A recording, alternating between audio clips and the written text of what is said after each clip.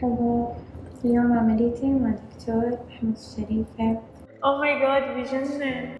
لسه الورم كمان لما يروح هتلاقيها احلى واحلى. كثير حلو دكتور. الحمد لله على شكرا سلامتك. كثير دكتور. طبعا النتيجة النهائية بتبين بعد 6 شهور لسنة، بس مع هيك النتيجة هلا عجبتني كتير وكتير رضيانة عنها. هاي من الجناب أنفي، أنا طلبت نزلة مع رفعة أرنبة جدا خفيفة، وهي من الجنب الثاني، وهي من قدام.